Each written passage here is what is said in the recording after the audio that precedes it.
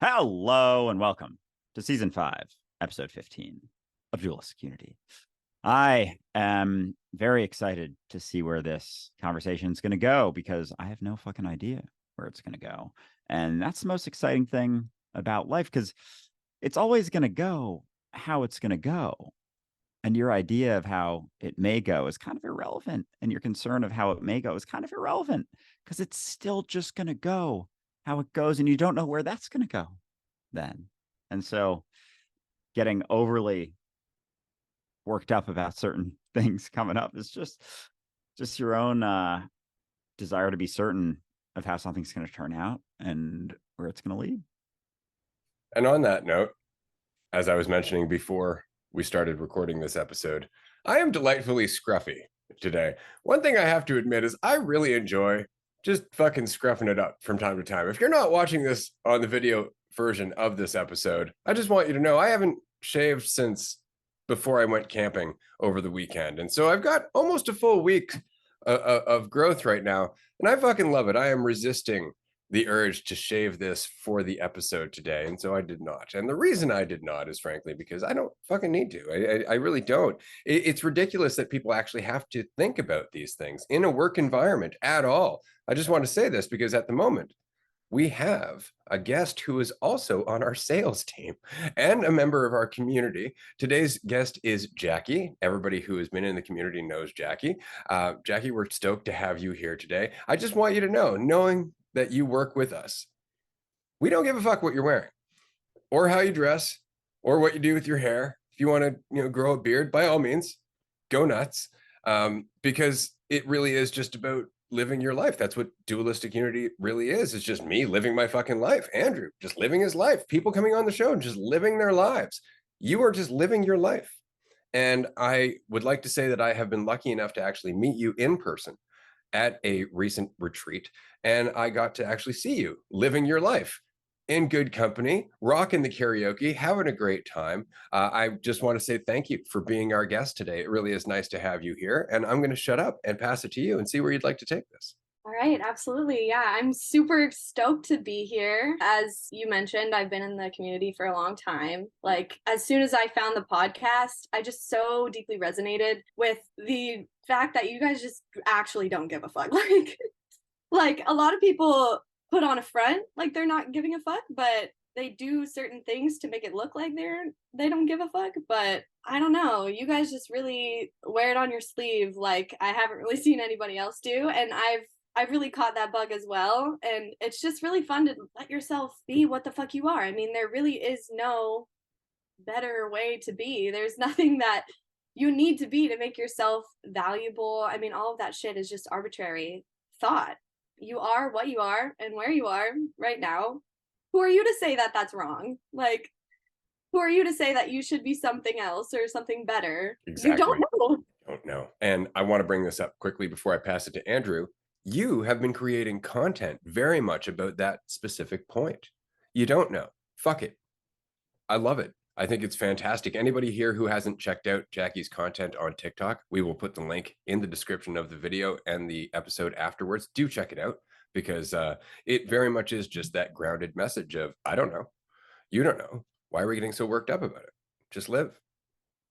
Yeah. And that ability to realize that like the depth of how little you know, like about, and for me, it was always something in the future. Like, I don't know what's going to happen. When I first started to realize like, oh yeah, maybe I don't actually know. Maybe all of those hypotheticals that are running through my head constantly, maybe none of them will turn out. And maybe my opinion of how they're going to turn out isn't guaranteed either.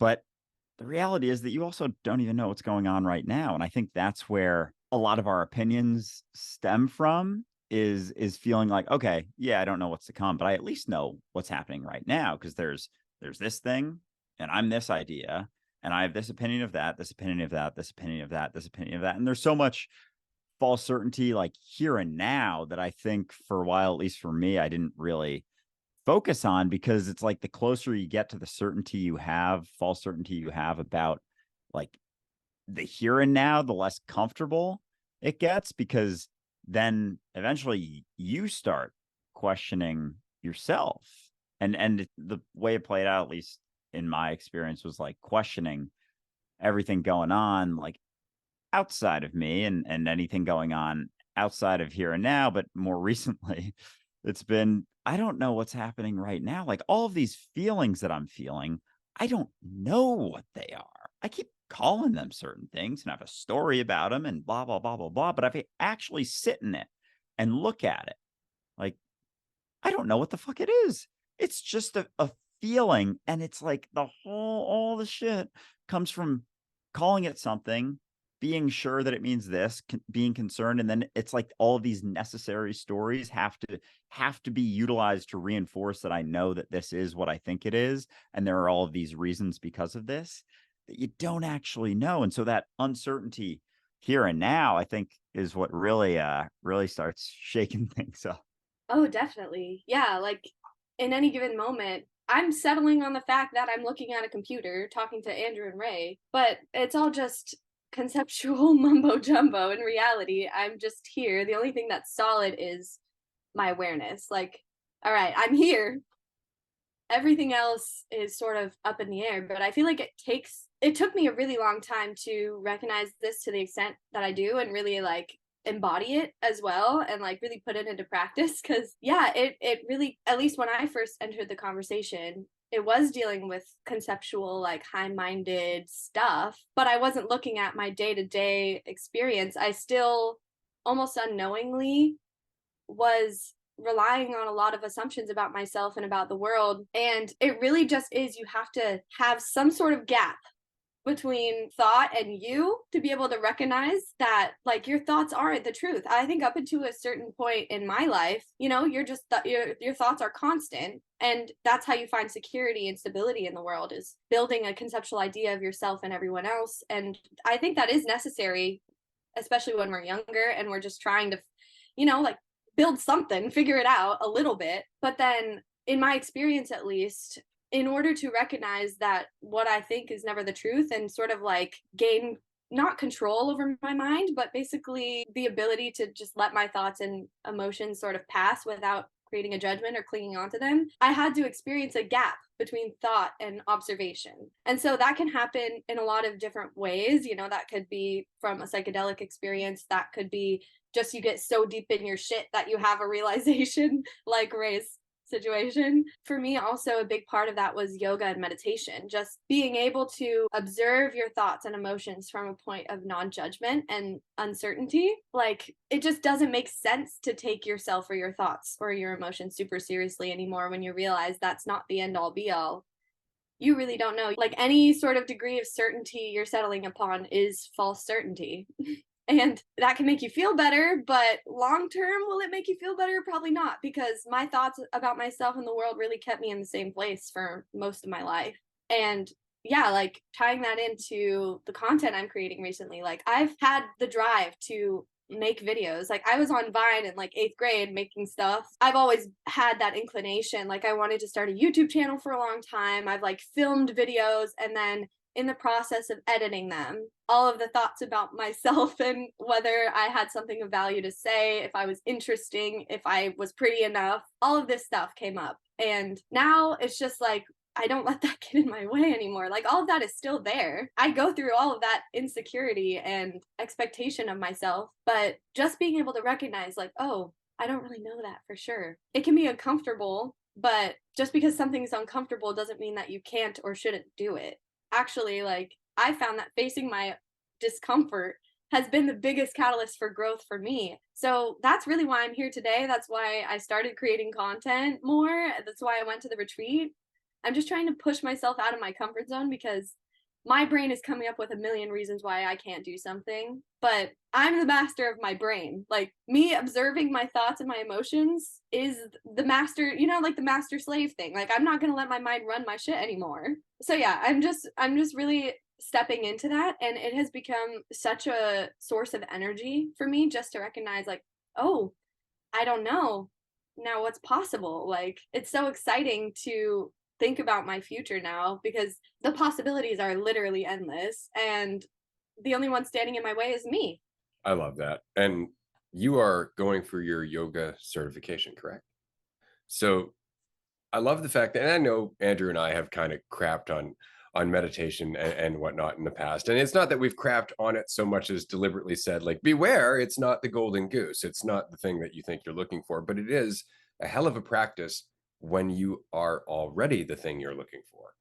You know, yoga, the same thing. Like, as you're learning to stretch, and especially if you're a bit older, for example, and you've got a lot of old knots, all this old stress, all this old tension, all these old habitual ways of moving, right? Going through yoga, you're dealing with all of your fears and all of your doubts. I can't heal, I can't get better, I'm not limber enough, I'm not young enough, I'm not any of those things. It's very much the same thing.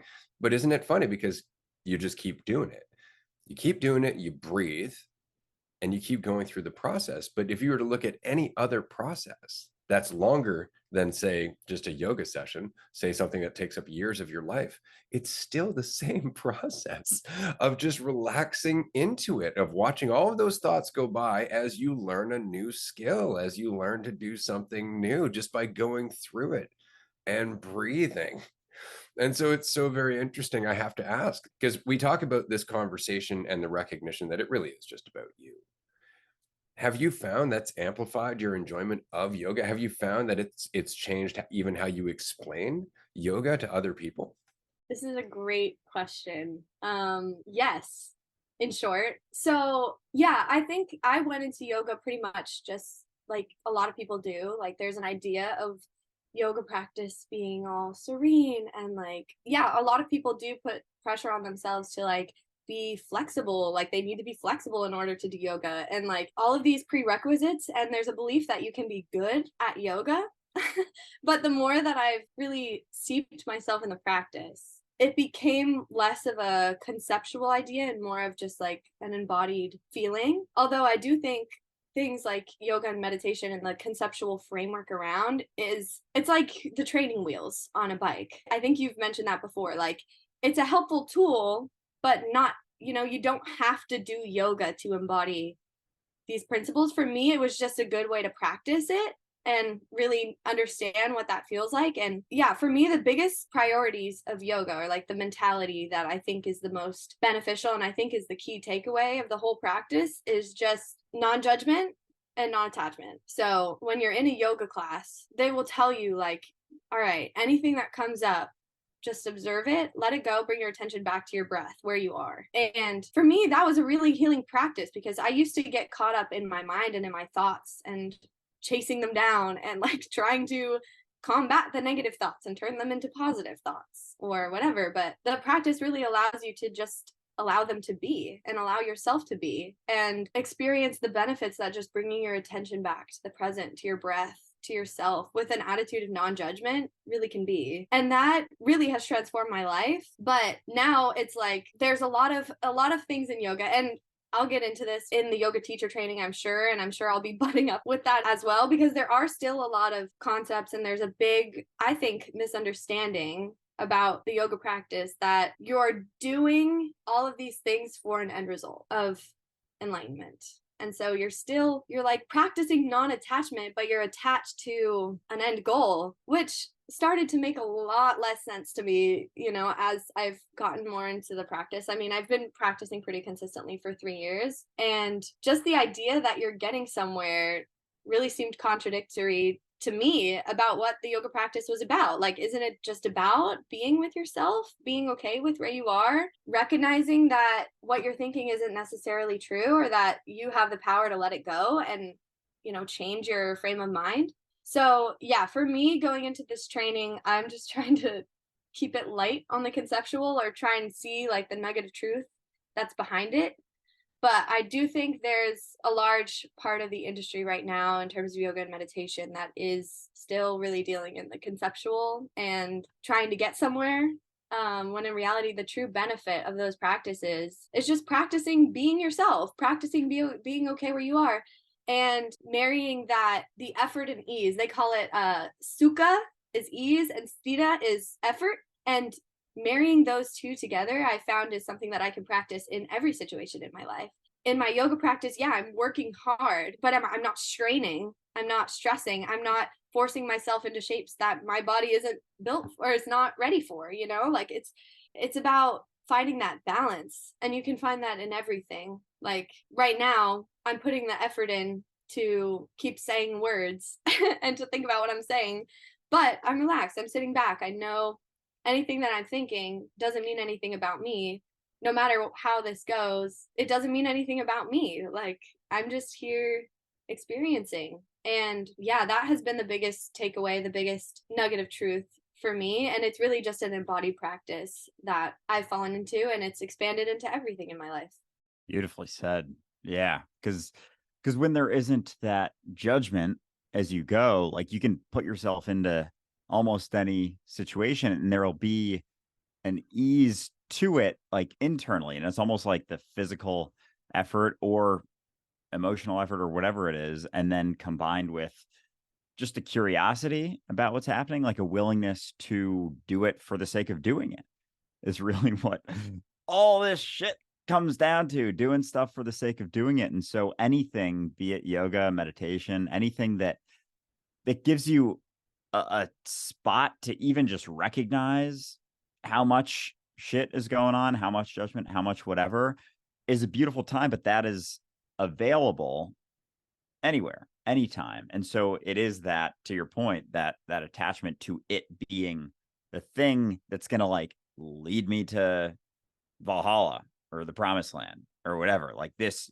doing yoga is getting me to enlightenment. Meditation is getting me to enlightenment. The whole time you're not doing it for the sake of doing it. And so, and that's so it really is anything that can get us caught in that sort of thing, or has the opportunity to create a self-judgment about, like, oh, am I getting better at yoga? Am I getting better at meditating? As if there's this endpoint that it's all gonna like poof, it's just gonna be enlightenment forever for the rest. But when you do start to realize that you can just do things for the sake of doing things, then things like yoga, meditation, it makes sense why they're done, because it's like, I can do anything. I'll sit here and hang out for a bit, but as long as it has that desire to get you somewhere, it's not even going to be like remotely a little bit that, like, it's still the same sort of thing, no differently than getting promotions at work or better grades in school. Like anything can be equally used as that. And so in meditation or yoga, I did more meditation. Like it gave me the space to realize that, oh, those thoughts may not be true. But then I kept doing it and kept kind of doing it with the at least a little bit of undertone that got less and less and less as I went, an undertone of getting somewhere, of making progress, of having more gaps between my thoughts, or like measuring that space. And then it got less and less about getting anywhere, to the point where I was like, oh yeah, I don't have to do this every day, every single morning. Because I straight up did it for like 3 years, every single morning, like 10, 15, 20 minutes. I would do that. And then the less it was about me getting somewhere, the less need I had for it. And I'll still do it from time to time, but it has a totally different twist on it. And it's just incredible how basically anything we do can be used to try and get us somewhere. And as long as it is, it's not really that much different than anything else we would utilize in, general society. Well, it's interesting because I want to circle back to what you were saying about effort and ease, because I think that's very much the key. The balance is in that. And it's like, okay, so we're talking about participation, but where does participation all of a sudden become a grind? Where does participation all of a sudden become more effort than it has to be, right? And that's it. It's in the mind. It's in our thoughts about ourselves. That is the extra effort that's unnecessary. That's where the ease can come in. It's like, still participate, but make it easy on yourself. Stop judging yourself. Stop putting so much weight on what you're doing. It's such an interesting balance because it carries over into everything, because the most that you can do is what you can do. We don't get that. Our brain does not understand that. It's like we come up to a moment where we're supposed to be practicing something, we're learning something, we're supposed to be getting better at something, and our brain's like, yeah, and if you were this ideal version of yourself from the past, you'd be this by now. It's like, oh shit, why am I not on that timeline? And all of a sudden you're beating yourself up for being something that you couldn't possibly be. You can't be anything other than what you are right now. And that is enough, because that's what you've learned. That's what you know. All you can do is what you know.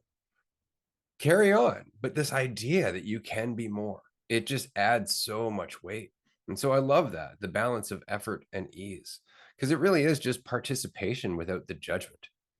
It's all it is. So everything, and I know a yoga practitioner who would say, everything is yoga. I've also met Kung Fu teachers that would say everything is Kung Fu, right? Because at their heart, or everything is meditation, because at their heart, they are just the practice of living.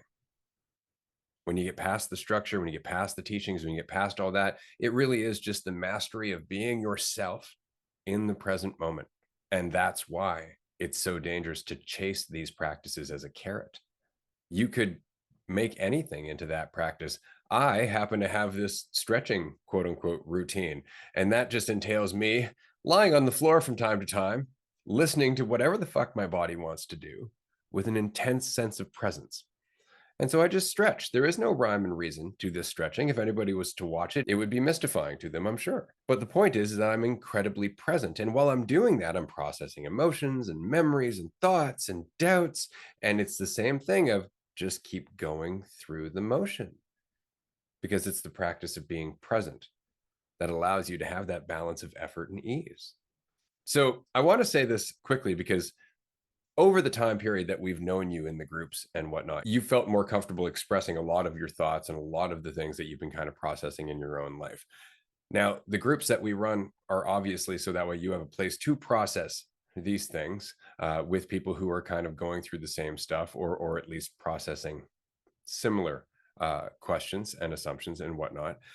How has this progress that you've made in your own life to finding your own stride and whatnot, how has that rippled throughout the rest of your life? How has that affected your relationship and where you work and what you're doing in your life? I know that it's changed how you've tackled challenges such as TikTok and whatnot. Jumping into the retreat was another thing, for example, but I know you also recently moved. Is that correct? That is correct. Yeah, this last year, really, I've gone through a lot of changes, let go of things that I've held on to for a really long time, because I just realized I was holding on to them, and it was taking energy to hold on to them. And I realized I could just relax through them and they would change. Like, so yeah, a lot of stuff happened. A lot of people have left my life, actually, but that's kind of been, I mean, at first I had the habitual thought that I was something I was doing wrong, but I think in reality it's just I stopped needing to be anything for anyone else. I stopped trying to match people's expectation of me when they're expecting too much of me. Like, I just really have started treating my relationships like I'm responsible for me and you're responsible for you. And some people just really don't like that. And yeah, so people have fallen out of my life. But also, I am the most okay with, yeah, I am the most okay with being alone and being myself that I've ever been, because I realize I really am always alone. Like, my perception is all that I know. The people that I'm interacting with, I form a concept of them based on my own self concept. So anything that I'm feeling or any needs that I have that I project onto other people are really just needs that I need to inquire within myself. So I've been doing a lot of that. And for most of the year, like, I was changing a lot internally and not a lot was shifting externally. But I found that the more that I really stepped into actually not giving a fuck, like just taking myself less seriously and knowing that I never know what the best case outcome is, I don't know where anything is going to lead. I've just been stepping into things that scare me a little bit more. So yeah, that's why I came to the retreat. That's why I was like, fuck it, I'm going to move out. Like, yeah, it's a little bit more uncertain. Yeah, I might have to, change the way I spend my time and my money to make that work. But if I'm not holding on to an idea of myself and what I can and can't do, then I know that I'll be able to meet any challenge that comes up. And yeah, so that's why I've also followed my enthusiasm towards DU and really investing more of my time and my attention into this, joining the sales team, just because I really think that this mentality has the potential to help so many people, but not because we're trying to help them. And, the yoga teacher training is something as well. Like, I know that's going to be challenging and interesting, and it's going to bring up a lot of stuff that I have to work through. And, I have limiting beliefs that I won't be a good teacher, that I won't be able to speak to a group of students in a coherent and meaningful way. And I'm just not buying that anymore. Like, I'm like, okay, brain, whatever you say, I'm going to go try anyway. And what I found is that every single time it's gone nothing like I was expecting. Like, your thoughts that you can't do something are just keeping you in the same place. And it's not that they might not be true, it's that they aren't true. Like, all that your thoughts are based on is the past, and the future is not the past. I mean, future and past, it's only ever right now. Right now, the things that I thought in the past that were true, the things that were happened, aren't necessarily going to happen in the future unless I cling on to the idea that they will and sort of create that in my reality. It's sort of like a self-fulfilling prophecy. If I think something is going to go a certain way, very likely it will. And so just letting go of that and being like, fuck it, I don't know, let's go see. It's really starting to snowball, and like things are changing and I'm not even really trying. It's like I've recognized, like, this is kind of going back to what you were saying, Ray, like marrying that effort and ease. You can, like, by realizing what you can't control and letting go of the certainty of that and relaxing, you realize what influence you can have. And yeah, so just following that has caused things to unfold in a really seamless and natural way. And, I'm not coming up with any ideas of where that's going to get me. I'm not trying to get anywhere. I'm completely satisfied and happy with myself and where I'm at. And like, I don't have a lot, but like, let's just fuck around and find out and see what I can do with this. And so that's just been an exciting thing to explore. And I'm just excited for every day of my life being able to call myself on my bluff and just see what happens. Fuck yeah, Jackie. Yeah, like there's just more space when you start living for you and not for something else about some other perception that may happen. When you start living for you, it's like you just have more space for things.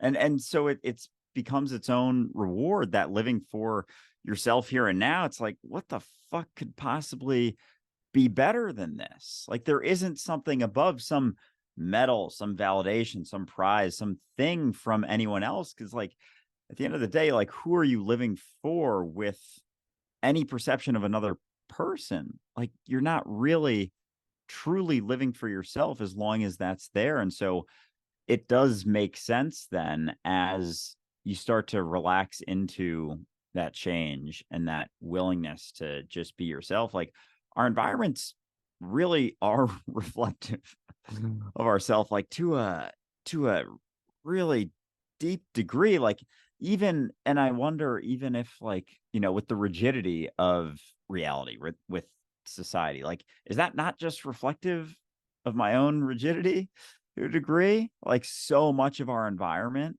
is reflective of us, and there's like how we see ourselves and how we see society, but like how people act. Because if you're more free in yourself, those who are starting to feel a little bit more free in themselves, it'll be like a pull. If you're feeling free, not to like fucking measure things at all, but like feeling free like this, and someone's feeling free like this, like there's a draw to that, just not even through acting in a way, but just through feeling free in yourself, not needing something from any other situation, not even any other person, but not needing anything from another situation that could add to you an upcoming thing that could have any impact on this.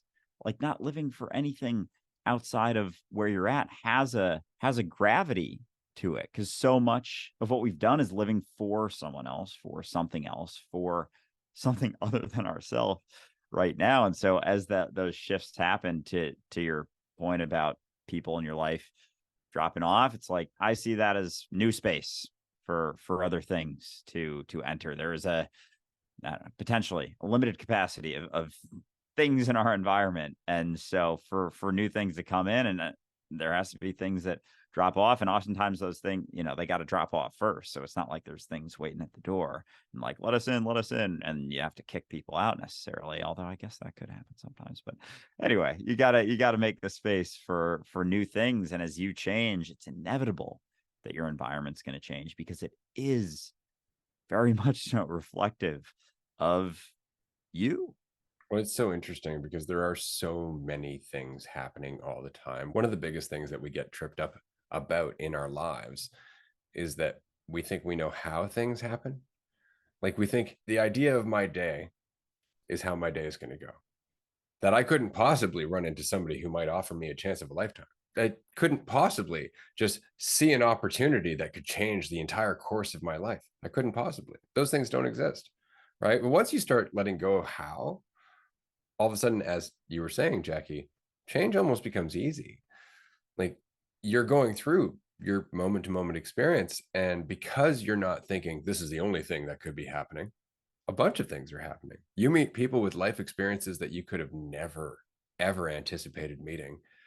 You run into situations all the time that you couldn't have planned. If somebody's like, what's going to happen today? There's no way you could have come up with what just happened at all. And it goes down to everything from that crazy person that was on the bus this morning to what your boss said at work.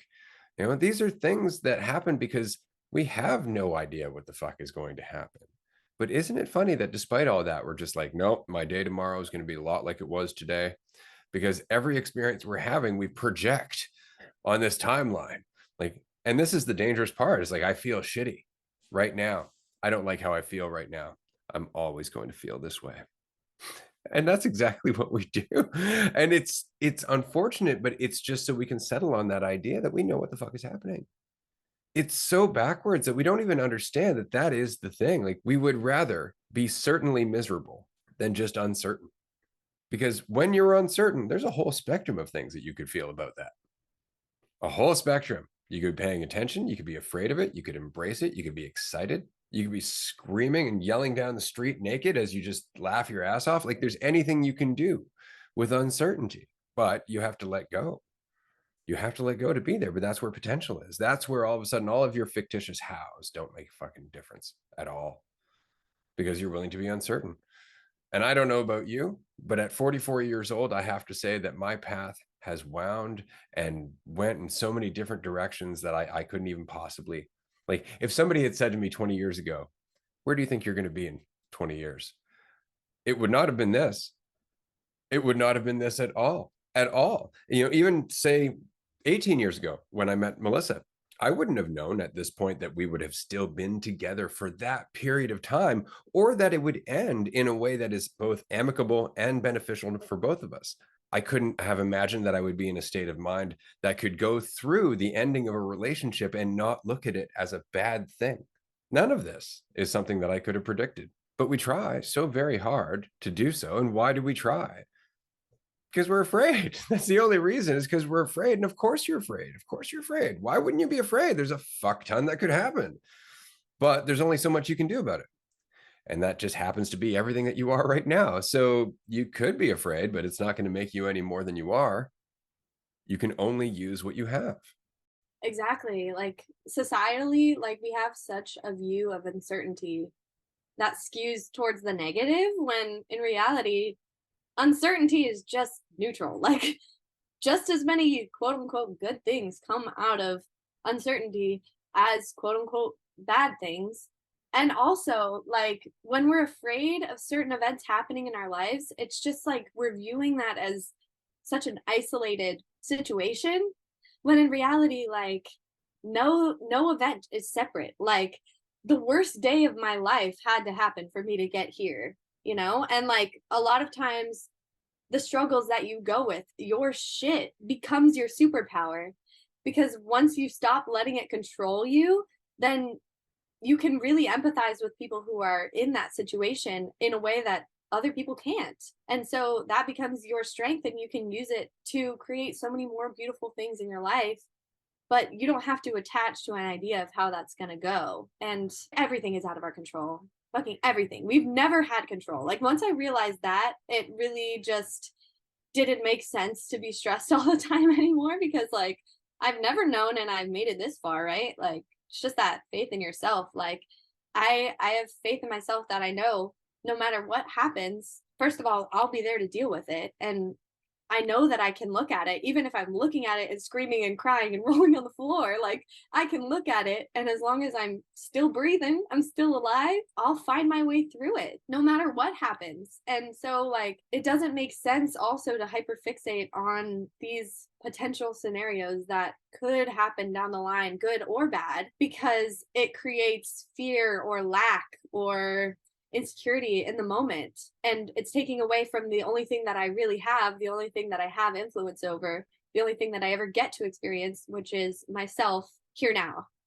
So with that in mind, I'm just really just trying to focus on my day-to-day life without having a set goal of how that's going to go. Like I'm just following what draws me in, what makes me feel enthusiastic, and it's working out so far. I don't know where it's going, but it's like I'm surrendering to the flow more, and it's like things are already happening and I don't know how. Like I don't know how my heart's pumping. I don't know how I grow my hair, but I'm doing it. And it's the same for the way we behave and act too. Like I don't know why I do the things I do, but I'm doing them. And so let's just see where that goes. That's interesting because I know recently on one of your TikToks, you were talking about epiphenomenalism and the idea that things are happening and then we justify them with thought after the fact. But what you're saying is very much that everything is acting intelligently. Like when we talk about the flow, we really are just talking about intelligence at play. Like your heart is beating, your body is changing, your DNA is doing its thing, but on the same token, nature is doing its thing. Everything is just intelligently in motion. And we don't look at it that way because we need to feel like we're in control. And so we get so lost in the thoughts justifying, no, I'm a separate person. I'm my own person. I'm separate from all this. I'm not attached to it. It doesn't tell me what to do. And that's all we're doing is just telling ourselves that we're not connected to all this, despite the fact that we have no choice. Just so we can feel a little bit more in control, a little bit more like we're not being told what to do. We're really fixated on that free will thing, right? Not recognizing that we're actually getting in the way of universal intelligence and will, which is still our will.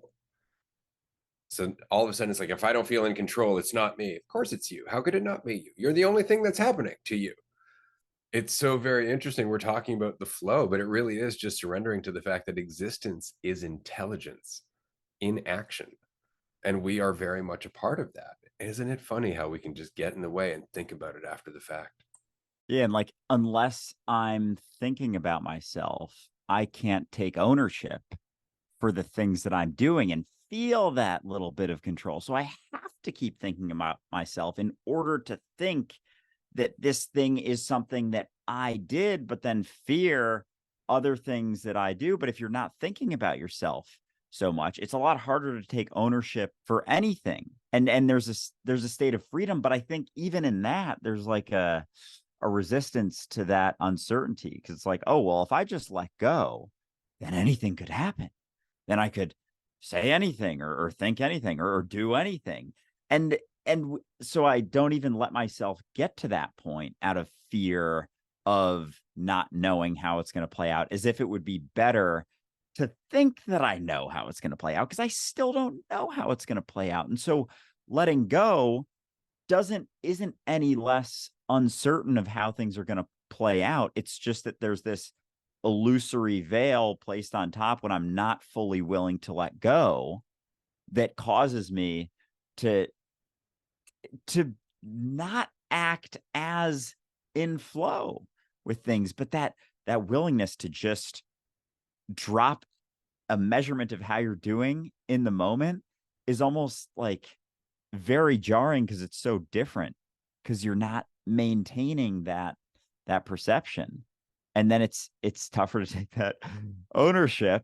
So when something good happens, it's like, I want to take ownership for that. But then immediately the idea comes back in. Immediately you're thinking about yourself again. And so whatever plays out, if you want to take ownership, whether it's a perceived good, bad, positive, negative, it's like, it's still a trap, sort of, in getting you to think about yourself. But there's a difference when you're not needing to take so much ownership because you're whole in yourself. Like, I don't need to take ownership because I'm good right now. It's the perceived lack that makes me want to take ownership for things, and therefore think about myself and constantly think about myself, because I can judge myself about fucking anything. I could measure myself relative to some assumption about something else for literally anything I do. And if that is the case, then I'm going to constantly be thinking about myself because I feel like I need to have ownership or something. And it's interesting how that's kind of been reflected in society, like physically, that ownership, just taking fucking ownership for things that happen, but also physical things. The more I own, the more I am. That's a really interesting point, Andrew. Yeah. And like it makes sense why we want control. It makes sense why we want security and to think we know what's going on. Like just evolutionarily. We are fucking just monkeys, like monkeys walking around thinking we know what's up. Like that really hit me last night and I had a good laugh because I was like, I don't know, I'm just a monkey. What the fuck? I think I know what's going on. Like just yeah. Anyway, it makes sense why we want to cling to that. And I have empathy for the part of myself that wants to feel safe. But like I think at this point in our society, it really has just gotten out of control because that evolutionary drive to protect yourself and have safety and security has extended to our identity, our conceptual idea of ourself. And so we feel like we have to know who we are, we have to know our beliefs, we have to abide by the type of person we are in order to just continue to confirm our beliefs about the world and about ourselves that make us feel comfortable. But in my experience, that really has only ever gotten in my way because the more you're clinging on to an idea of how things should go, the less sensitive you are to the moment, the more attention you are wasting. And things can blindside you in that mentality. And they often do. And they have a lot more drastic of an impact. Like, for example, in points in my life, like, let's just say, for example, in terms of relationships, like I've had an idea of how a relationship will turn out or I decide that this person is the right person for me and that we're going to be together forever. And then when the reality of uncertainty comes up and we break up, I'm devastated and heartbroken. And I made this whole narrative in my head that I now have to detach from.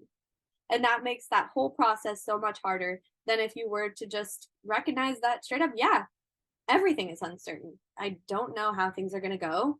The only thing I have influence over, not even control, is right now. And I found also that when things come up that are more challenging, the less that I'm settling on an idea about what it means about my future, about what it means about me right now, about what it means about my value or my ability to handle it, I'm just able to go through it so much easier. It's like experiences just pass through my awareness and they have whatever effect that they have. I process them, but I don't have to hold on to them. And I don't have to say, this is me now and think that means something about the rest of my life because straight up it doesn't. I don't know who I am. And Andrew, you've been saying this recently, like my perception of me, nobody else has that perception of me. Nobody else has my perception of the world. So you need to be able to recognize that your thought isn't the truth in order to be able to see that. But once you do, like you can't ignore it. It just doesn't make sense to anymore.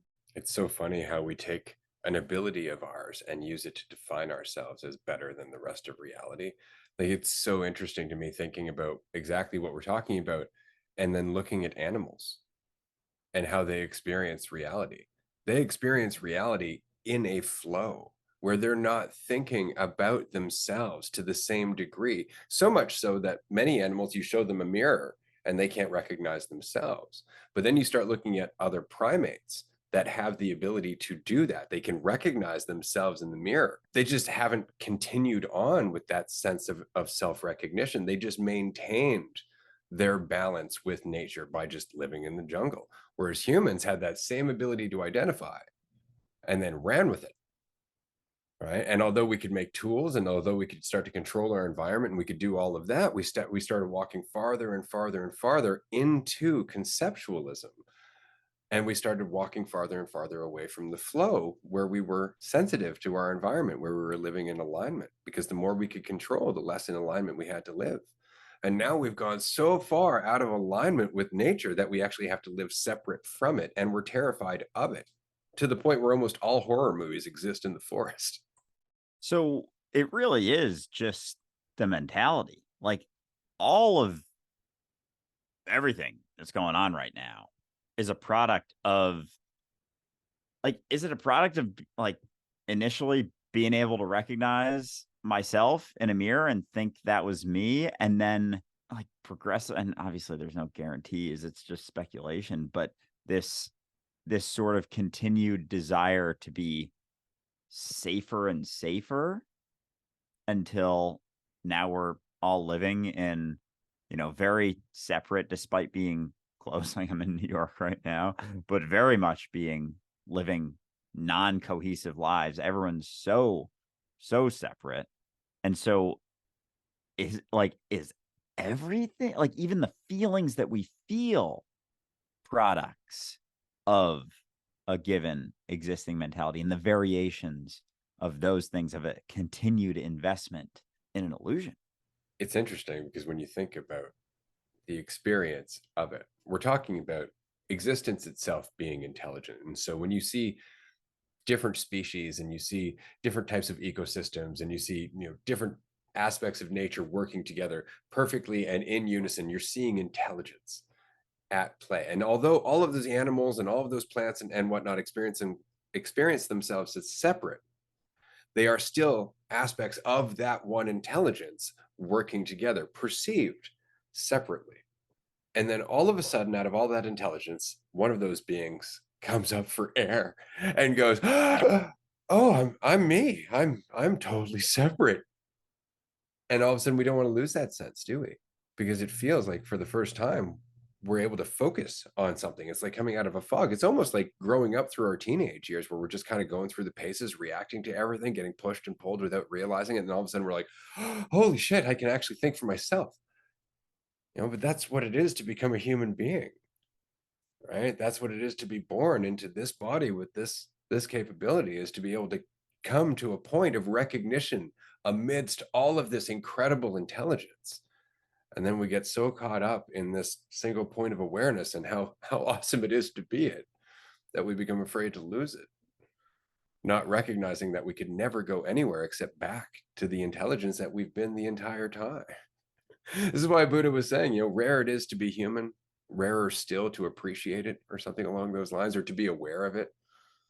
And that's what it is, because human beings are incredible, but to all of a sudden come to recognition of what a human being has the capacity to be aware of, which is awareness itself.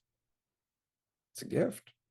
Yeah, it's sick. I'm just in awe of everything now. Like, and yeah, Andrew, what you were saying, I do think it is just this mentality of being separate. It was the root of everything, but all of us have experienced the process of building that layers upon layers upon layers of concept and idea about what we are. And obviously that has taken us further and further away. And you can see in the way our society is running and how it's like we so clearly have this assumption that we're separate, that we're not, in this symbiotic relationship with the rest of the world. But we still are. Like, just because we have gotten carried away doesn't mean we're not still nature unfolding as it was already going to. Like, we're here, right? So, I mean, we're still nature. And, in animal populations, I learned this in ecology class, that like you eventually will reach a certain point where the population has to be checked. Things balance themselves naturally. And yeah, so I think we have gotten a little carried away, but that doesn't mean that can't be reintegrated. And I mean, I think this conversation happening right now is evidence that we are. I think all of us collectively are coming to this realization that our conceptual understandings of the world aren't the full picture. You can see it even in mainstream pop culture. I brought up the Barbie movie and all that, which really was questioning gender roles and the concepts around gender. And really, I think the theme of that movie was just recognizing what we are underneath the labels, and that we're all the same underneath, and we all really have fundamentally the same desire to just want to feel okay and want to feel like we can be ourselves. and nobody wants to be stressed out and caught up in their ego all the time. And that's why there is a gravity, like you were saying, Andrew, to somebody who's just being themselves, who is relaxed. And it's shocking to me, like how quickly this conversation has grown and how much the cultural narrative has shifted in even just a short time. But I think it really does show that people want this. Like everyone wants to be okay within themselves. And the more that we all begin to prioritize just our experience and relax a little bit more, it's like one cell in our body relaxes the whole. And that's what's happening. Like as we relax, the people around us relax and things begin to flow a little bit more seamlessly with less bullshit in the way. And that doesn't mean we need to come up with an idea of where that's going to go. We can't control how that unfolds at all. And we shouldn't think that we even know what the best scenario or outcome would be, but we're going to see how it goes. And the only thing that really matters to me is that my experience has changed and it feels incredibly light now. And that's not to say I don't still get caught up in shit all the time. I do, always. But it's just that realization that, oh, I don't know. And then you can just drop your shoulders a little bit and focus back on what you're doing. That's great. I love that, because again, we're looking at different scales of intelligence, right? And as good old Jesus said, as above, so below, right? As with the individual, so with the collective. And in the same way that we individually get caught up in confusion and in the fog of identity and all of that, and then come back out and our clarity is informed by that time in the confusion, collectively, that is very much the same thing. We are going through a period where, just as you said, it's not like we're not nature. We are absolutely nature. Yeah, we're creating a bunch of toxicity. Yeah, we're creating a bunch of things that ultimately are self-destructive. But look at a caterpillar. Caterpillar will almost eat itself to death before it turns into a butterfly. And none of that process looks pretty. And I'm sure it feels terrifying at the time, but it serves a purpose. Squirrels, same thing. Squirrels lose like half of their nuts. That's got to be super frustrating. But without that, there would be no forests. And so we get really caught up in thinking that we know the world is doomed. And we don't recognize a lot of that is our stupid fixation on the future. Right? We will get to the future where we will have flying cars and total convenience all the time.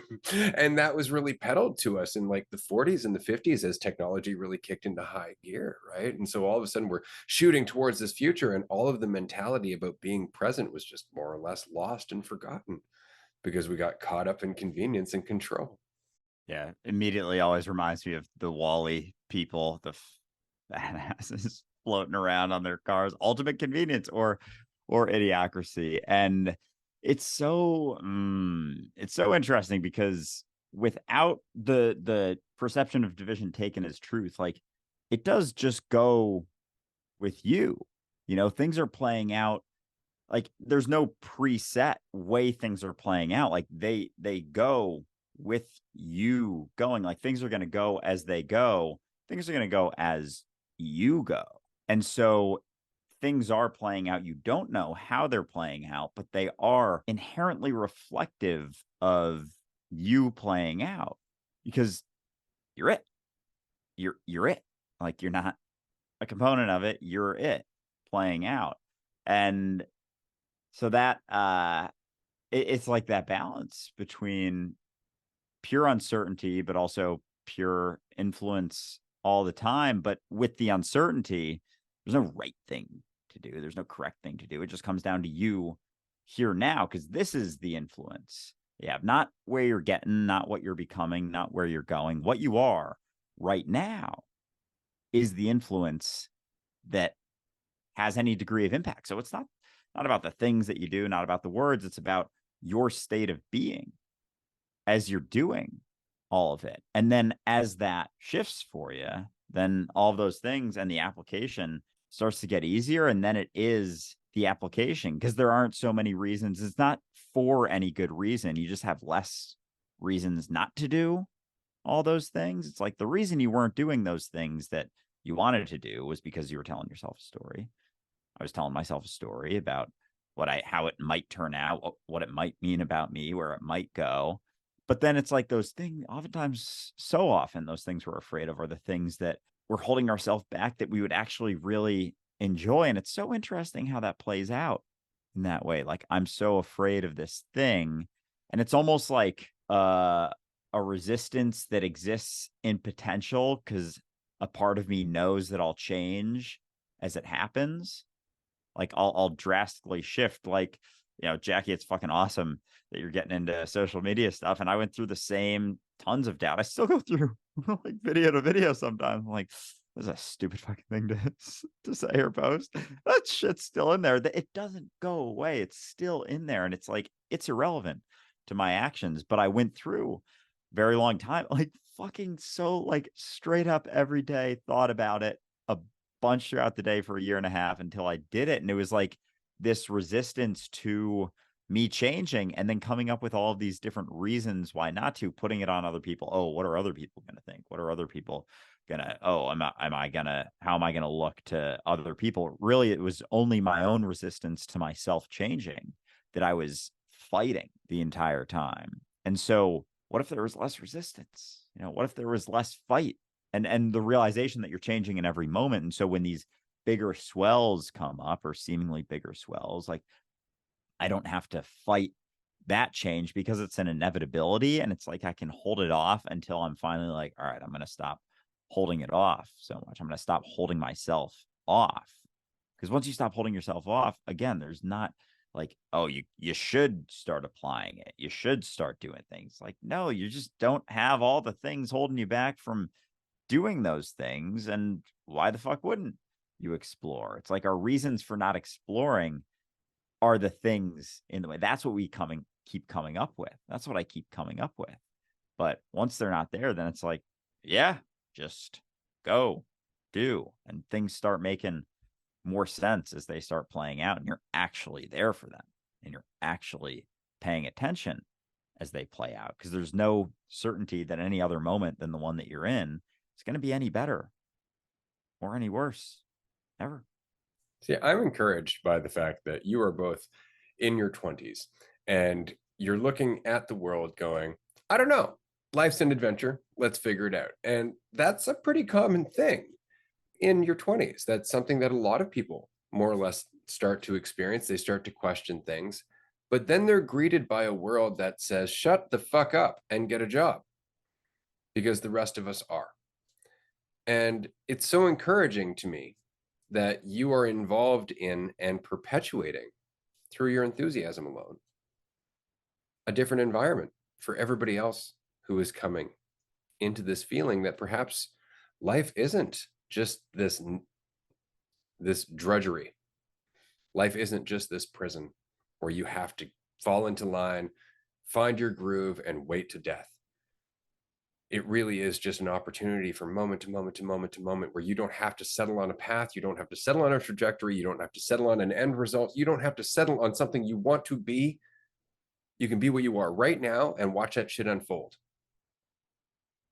And it's an entirely different way to exist. And when you run across people in your life and they're experiencing this, or they're just starting to question it, you are going to fan those flames because you recognize them. You recognize what it feels like to have that flame. And this is something I've tried to express to religious people, spiritual people, people who are about self-help and self-improvement. It's like, do you feel that fire of just being free, where every moment is yours? It's yours because it's you. There's no other thing other than the fact that it's you here now. Feel the freedom of that. Sure, there's risk involved, but there's risk with everything. There is something to it that philosophy does not touch. Conceptual ideas don't get there. Being clever won't do it. It's just letting go. So I am very encouraged by the fact that you two are out there doing your thing, creating ripples, just being the ripples in yourself. Because what's funny about that, it's so interesting how I'll say something like, being the ripple, and immediately the brain's like, yeah, I'm making ripples. It's like, no, you're also receiving ripples. You are, in fact, just the facilitator of ripples. That's all you are. You don't even get to own that shit. All you get to do is witness it. And if you're not giving into your opinion of those ripples, it really is a beautiful display. that's why fucking responsibility is just so crucial. Because we just stand in our own way so much, and we're able to just pin it on everybody else and say everybody else is the issue. And that's like why people get so caught up in like thinking the world is doomed and ending, because we're all like pointing at each other saying, you're the issue, you're the issue. And then that makes it easier for us to just dissociate from what we're doing. You know, that cognitive dissonance really is a force. You have to be able to take accountability for the ways you're contributing to everything, because you are everything. You can't point at anybody else as the excuse to why you're not living your truth, why you're not, you know, why you're holding yourself back. It's you. Any of the feelings that you're feeling, you can't pin on anybody else. You have to really just take them in. And that's not in a sense that you have to judge yourself at all, because doing that is just clinging on to a certainty that you know what's best. Like you don't. And so like it's responsibility, but in the lightest sense possible, because it's like, I just know that no matter what I do, it doesn't mean anything about my value. And yeah, there's just, like you were saying, Andrew, like no reason why I wouldn't just do what I'm naturally gonna do.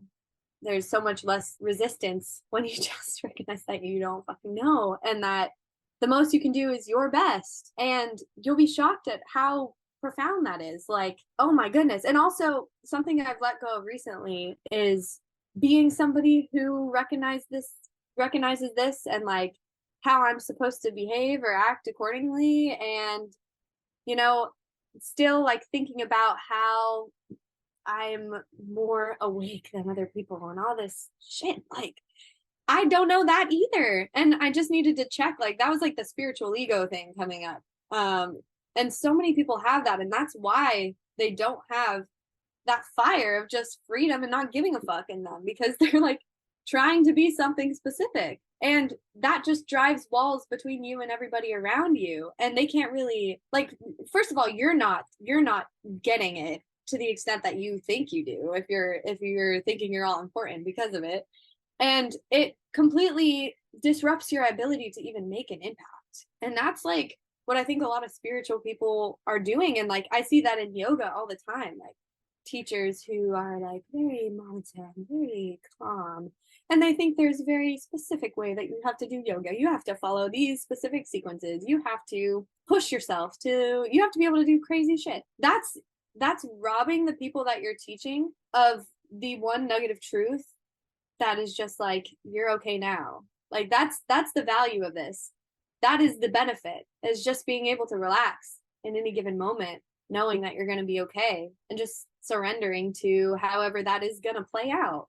Fuck yeah, well said. Oh man, it just this one just hit me as you were talking. Like, oh man, so it's almost as if you get to a point where you recognize that you're so unimportant, in fact, that you're willing to make a fool of yourself. You're willing to be ridiculous. You're willing to be absurd, not to prove anything to anyone, but just as a product of being that unimportant.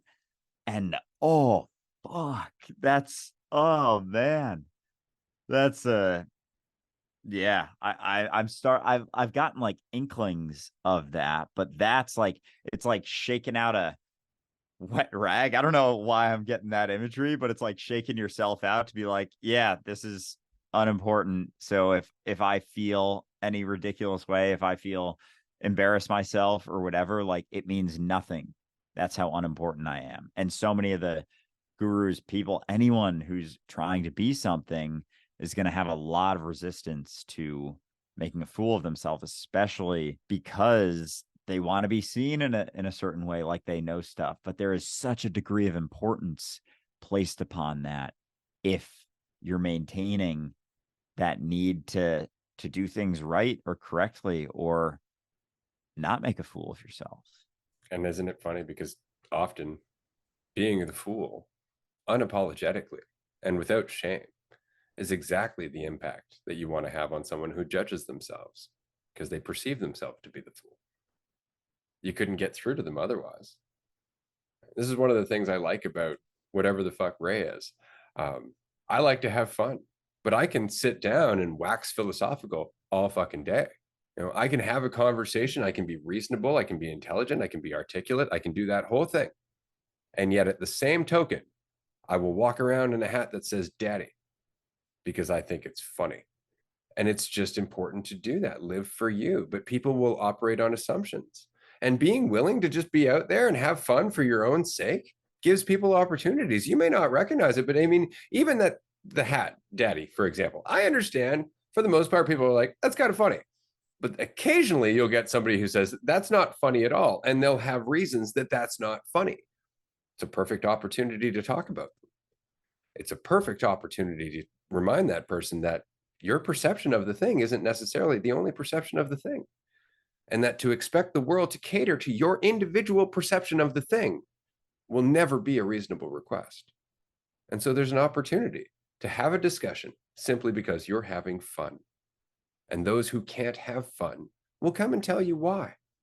That's such a powerful realization too. It's like, I'm not taking myself seriously, and if you're taking me seriously, like, that's on you, dude. Like, any expectation that you're feeling, any type of way you're feeling, that's yours to deal with. I don't have to care. Like, I'm sorry, I don't have to care. And this kind of comes back to like what I was talking about on the Colin episode of just like using other people's expectations of you as sort of like an opportunity, because people are going to expect shit of you. And that's why I can't wait to be a yoga teacher, because I'm sure people are going to come in there with all types of expectations, and I'm not going to put on any sort of front. I'm going to be how I am now. Like, I mean, yeah, like I'm not, because I'm not trying to put on a front that you have to be any sort of way to be free. You don't have to be calm to be free. You don't have to be articulate. You don't have to be serious. You don't have to be high minded. You don't have to be ascetic. You can just be yourself. There's no right way to be at all. And that shit is just contagious. Like, it's funny when you don't give a fuck, because like you can't be touched. Like, why do I care if you don't like me? Why do I care if you're judging me if I don't judge myself? And like that can be really fucking frustrating to people that want to make you embarrassed, because they're trying to reinforce the way they feel about the world, and that it's like any sort of measure of truth. But you can just be there as a mirror, just be like, plain and simple, it's not true. And maybe you should look at that within yourself. And that can be the best catalyst for growth, you know? Sometimes you got to piss people off. But if you're not worried about people being pissed at you, it becomes easy. And like, it's not even that I'm not giving a fuck to have the most impact on people. Like, I'm not giving a fuck for my own experience, because it feels good for me to just, like go about my day, like be myself, have fun, crack jokes, and not take any of it seriously. It's for me. And the more that we prioritize our own experience, that bleeds out. Like, it really does.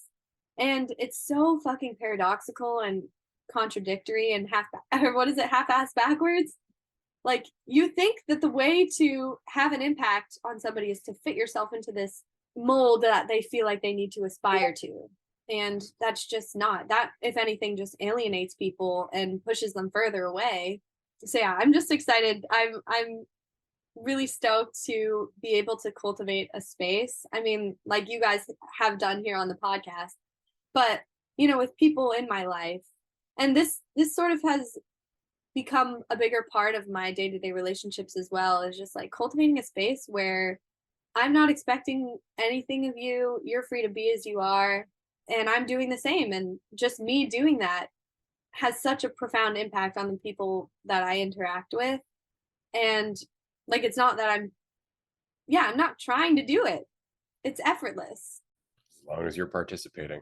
I'm going to pass it to Andrew here quickly, but I just wanted to say that I think it's really funny because we're like, it's great to not give a fuck, because all I've been giving a fuck about is nonsense and assumption. That's all I've been giving a fuck about, is this idea that I can come up with some sense of control. If I think about this enough, if I give a fuck about my thoughts, eventually something will pay off. And finally, you're just like, nope, losing game, never works, not at all. And so the end result, and I find it funny because even this gets twisted in people's mind, is to find your Buddha nature. And I've always found it really funny because you would just call that your Jackie nature. Andrew would just call it his Andrew nature. It's what you are when you're not trying to be anything. It's not trying to be the Buddha. It's not trying to be a picture of enlightenment. The whole reason we look at Buddha as enlightened at all is because he wasn't trying to be anything. Yeah, and we'll even have an idea or try and figure out an idea of what that means to be it, because we haven't spent time exploring it or being it. And there's a part of me that, oh, I fucking, Jackie, to your point, really enjoying breaking down, especially on social media, ideas people have of me to any degree. Like, even like I'm getting way more comfortable with just sharing like anything, like anything at all. And so it's fun because I'm just doing it for me, and that's all that it's got to be. And so when I put up a couple jokes that I was working through on a car ride, and like some of them were like pretty fucked up, like, not gonna lie. And I thought that too. I was like, oh, where did that one come from? That's pretty dark. And I was like, you know what'll shake some things up, because that is like, I enjoyed fucking dark fucked up humor. Like, it's funny if you can't laugh at that, no judgment whatsoever. But so I posted it, and it was fun. I lost a bunch of followers, and I get more and more excited the more that happens, as I'm willing to share myself. And so the beauty in recognizing that your expectations of anyone else aren't them, the and that's where freedom lies, is in that uncertainty. The best thing you could ever do is shake up any perceptions you have of yourself, not for any reason, not for anything, but just as a product of you feeling more free in yourself. And there's less hesitation, there's less reasons not to express yourself fully or wholeheartedly. And there's been such a draw towards doing the right thing or the correct thing, or this desire for there to be a right or a correct thing to do. So even in the spectrum of like, I don't know why these words are coming up, but naughty to nice, or like good to bad, constructive to destructive, like, it's all kind of bullshit. So like, if you obviously have sensitivity, sure, but beyond that, there's not like, especially in terms of saying stuff, it's like, you can have a sensitivity to understand a potential reaction, but at the same time, you don't necessarily know what that response is going to be ever. And so you're more willing to just express that because there is less tightness and tension blocking those things off. It's like the knots that we were talking about on the rope, like the things that we are so sure of or certain of our ideas or whatever are, and all of the tension is the knots that we hold on to. So as those start to unravel,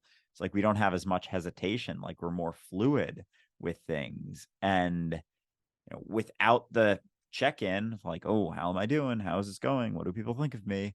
It just continues to flow, and your sensitivity is there, but there's not this like, oh, got to make sure I say something in this way or that way, or I get do this thing for this person. It's like, it comes as a natural product of just doing it for you. Like, I've spent so little time exploring that, like the depth of that and what's even there. And I don't know, I guess maybe I've avoided it because it is so uncertain. And I'm not sure what I would be if I just fucking let go, despite it, not giving me any degree of certainty whatsoever. Might as well find out. This has been a fun conversation. We're going to wrap up here very shortly, but Jackie, I wanted to say thank you again, first of all, for being here on the show. We're definitely going to have you back in the near future, especially to hear about how your yoga training is going and your practice, and of course, how being a teacher is giving you an opportunity to learn even more things about yourself and the role that you have in other people's lives, because that is definitely the case. When you are teaching something, you can get caught up in thinking of yourself as a teacher, or you can come back down to recognizing that you will always be a student, even though you've been a student for even longer. So I'm really looking forward to hearing about that. But before we part ways, because you have been part of the community for so long, because we actually have met you, and you are one of our younger listeners at the end of the day, and you've been here for quite some time, if you could offer any piece of advice to anyone who is just getting into this conversation, just getting into the podcast as a whole, into questioning themselves, into feeling a little bit more uncertain, into jumping in, somebody who is, say, where you were, say, 2 years ago on your path, what would you say to them? Wow. I would probably just say, just keep going. Don't hang on to any idea of how these realizations should affect your life or how you should act. And even if you do get caught up in those expectations, don't judge yourself because you think you shouldn't be. Like, it's all just processing, it's all unfolding the way it's supposed to because that's what's happening. And you'll find that you don't really even have to try for these realizations to unfold. Like, once that shift happens, you don't have to try to be anything other than you're not. You just have to allow yourself to express whatever you're expressing in that moment. And I would say, kind of tying into what Andrew was talking about, like, no matter what you're thinking about what you did and the consequences or what you said and how people are thinking about you, it's never true. And it's all just gaining context. Like, don't stop yourself from doing or saying something because you're worried about a potential consequence. So what if that consequence happens? Like, it's just another experience that you can then draw from in the future. It's just context to inform your appreciation and your relationship to the present. So just keep it light. Don't put expectation on yourself and laugh at yourself. Try to enjoy yourself. And, you don't have to have an intelligent point. Sometimes the best thing that you can do for the conversation is to make a dick joke in the chat, like, straight up. So yeah, that's all I really have to say. I'm so happy that I'm here with you guys, and I'm happy that I pushed myself out of my comfort zone yet again and went on the podcast because, oh my God, last night I was telling myself, the last couple days I've been like, oh, but what if I run out of things to say? Yeah, I just proved to myself yet again that shit isn't true. Anything that I'm thinking straight up isn't. The only thing that's real is what I'm expressing right now. So yeah, I'm just happy to be here. We'll definitely come back soon. Fuck yeah. And you fucking killed it. So fuck yeah for stepping into uncomfortable shit. But it is it's a pleasure. It's a it is a pleasure to know you, Jackie. I had a blast hanging out with you at the Vancouver or my brain's like, all right, we're almost done. Work for a couple more minutes. It was a pleasure getting to know you at the Vermont retreat. I had a blast. It is so exciting to see all of the changes play out in your life and to see the freedom. And I'm feeling very similarly. It's just fun to see people doing it, saying fuck those thoughts, fuck that noise, fuck all of that shit going on in my head, trying to be sure of something that it can never be sure of. And I'm going to do it anyway. And I'm going to find out and I'm going to prove my own idea of myself incorrect. So it has been a blast. And I look forward to our next chat, Jackie. And on a final note, of course, we are leading up to the Netherlands retreat. So anybody who hasn't purchased a ticket to that event, definitely consider doing so. It's coming up on November 11th. The third floor is already sold out. The second floor is filling up fast. This is going to be an incredible event. If you've been to any of the mini retreats, definitely consider coming to this 9-day retreat. This is the full enchilada, as it were. And if you haven't been to a mini retreat, then fucking leap.